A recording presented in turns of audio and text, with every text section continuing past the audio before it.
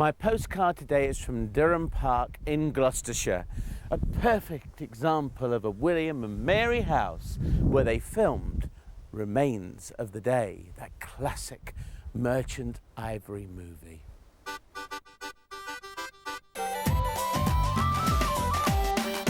There's been a settlement at Dyrham since Roman times, when there was a hill fort on Hinton Hill, and it was here that a decisive battle was fought in 577 between local British kings and the Anglo-Saxons.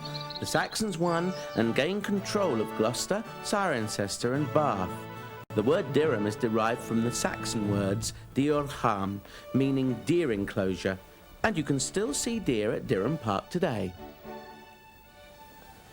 Now, behind you there is the orangery, this big building here, which was attached to the front of the house. And that's unusual because they're normally detached from the house. But it was actually put there so that it would hide the service area here, which is where the servants lived and where the bakehouse was. And so by putting that there, it masked this whole side of the administration. Right, we're here in the stable yard, and you've got 5 sets of doors. 4 were coach houses, and this one you could actually drive right the way through into another coach yard.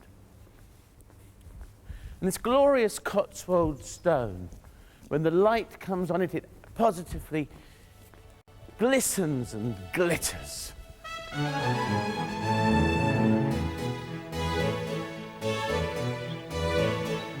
Although not here anymore, there is a description and a drawing of the water gardens at Dyrham in the early 18th century, which shows them to have been magnificent, with fountains, lakes and waterfalls, comparing favourably with the water cascades at Chatsworth in Derbyshire, the finest in England at that time.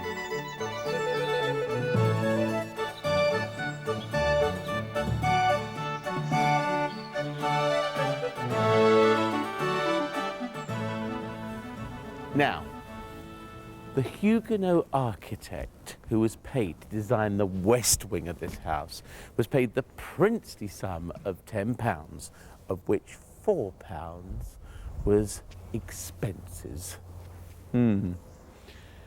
Designed and based on the Palace of Versailles in France.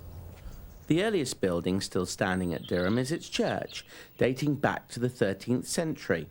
There is no mention of the house until 1311, when it was noted as being but a mean house.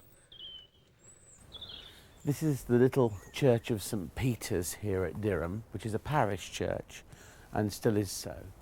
And the church itself is far older than the park, even though Dyrham House was built where there was once a Tudor mansion. On top of that, here, there has always been a church for 700 years. And in fact, the font is even older, up to 800 years old. Late Norman. Now in the church, there is an exceedingly fine triptych on the east wall of the sanctuary, which is Flemish and painted about 400 years ago. It shows scenes from the life of Christ. A pair of the finest brasses I've ever seen, the Russell brasses here in Dyrham Church. Sir Maurice Russell, 1401, and that's his wife, Isabel, 1415. It's amazing, isn't it, that that font is 100 years older than the church?